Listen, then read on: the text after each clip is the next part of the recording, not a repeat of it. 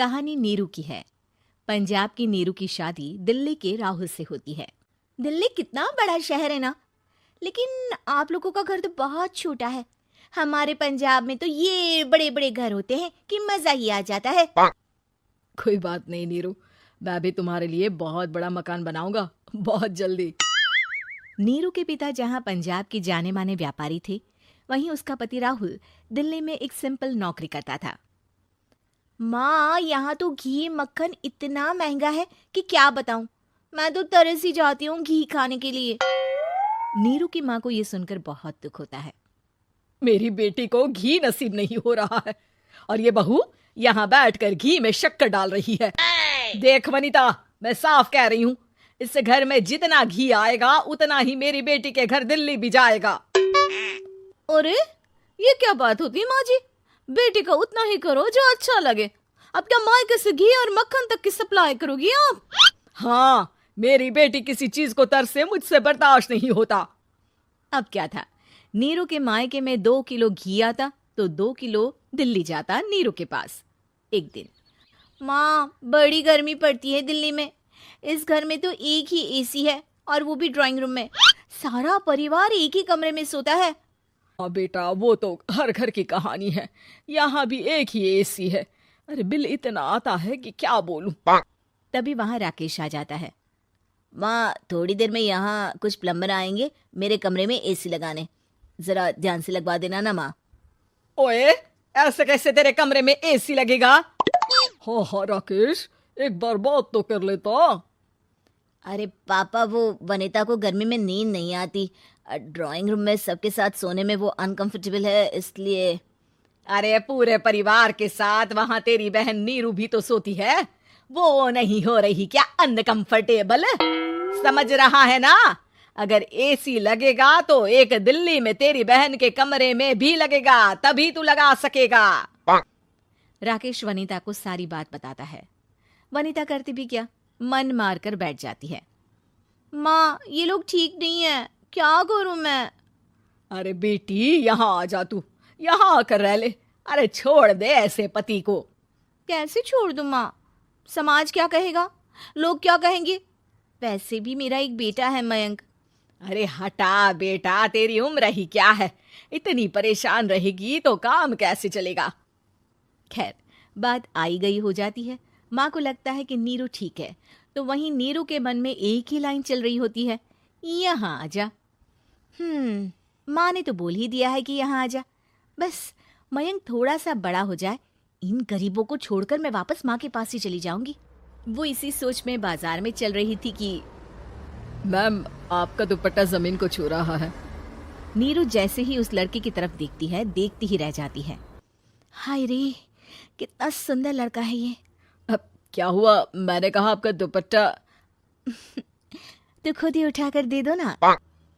लड़का समझ जाता है कि नीरू उस पर फिदा हो चुकी है। वो उससे उसका नंबर लेकर चला जाता है।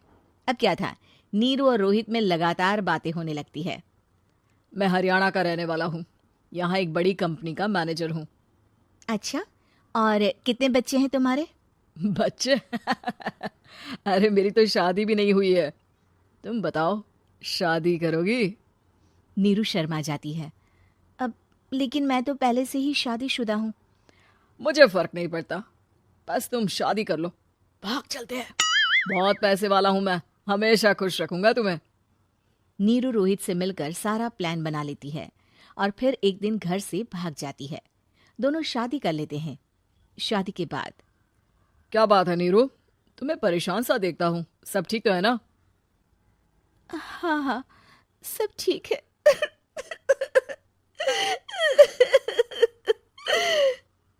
ये कहते कहते ही वो रोने लगती है। अरे क्या हो गया, रो क्यों रही हो? मैंने तुमसे एक बात छुपाई है और वही बात अब मुझे परेशान कर रही है। रोहित, मेरा एक बेटा भी है, उसका नाम मयंक है। क्या बात कर रही हो, ये तुमने मुझे पहले क्यों नहीं बताया? देखो नीरू, मेरी माँ को मैंने ये नहीं बताया है कि तुम शादीशुदा हो। बच्चा मैं मैनेज नहीं कर पाऊंगा। नीरू को समझ में नहीं आता कि वो क्या करे। तुम उस बच्चे को अपनी माँ को क्यों नहीं दे देती?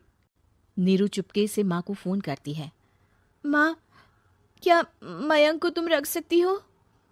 बेटा, मैं राकेश के साथ बात करती हूँ। आखिर घर का बेटा वही है, जो वो बोलेगा। वैसे भी बेटा, तूने जो किया है ना, उसके बाद से पूरा घर तेरी बुराई कर रहा है।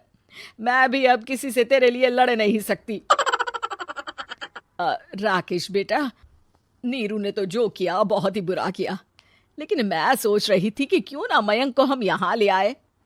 तभी वनीता बोल पड़ती है, वाह जी, ऐसे कैसे यहाँ ले आए?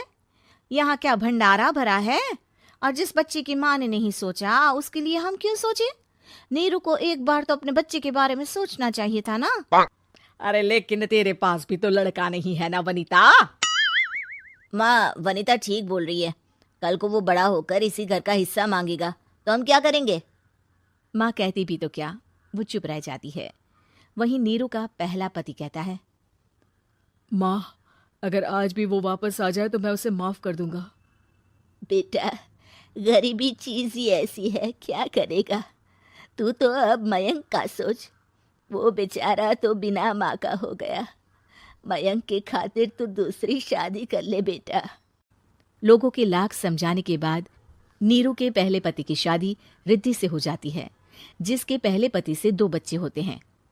देखो जी, मैंने शादी सिर्फ बच्चे के खातिर की है। मैंने भी शादी सिर्फ बच्चों के खातिर की है। वहीं नीरू के दूसरे पति के मन में ये बात घर कर जाती है कि नीरू एक मासूम बच्चे को उसके खातिर छोड़ कर आई है। अब देखो नीरू, मुझे लगता है कि जो औरत अपनी कोख का बच्चा छोड़ सकती है, वो तो कुछ भी कर सकती है। कल को तुम्हें मुझसे अच्छा कोई मिल गया तो तुम तो मुझे भी बाय बाय कर दोगी ना। नीरू को अब उसका दूसरा पति ताने देना शुरू कर देता है। तंग आकर नीरू उसके यहाँ से भागकर अपने पहले पति के पास चली जाती है, लेकिन ससुराल में क्या लेने आई है नीरू, मयंक को? नहीं नहीं सासू माँ, मुझसे गलती हो गई, मुझे माफ कर दीजिए। नीरू, अब वक्त खत्म हो गया है, मेरी शादी हो चुकी है। तो छोड़ दो ना उसे, हमारा बच्चा है। मैं आपको अपनी माँ नहीं मानता। मेरी नहीं मान तो बात अच्छी है। नीरू मयंक की बात सुनकर समझ जाती है कि उसके पास अब न आसमान रहा ना ही जमीन।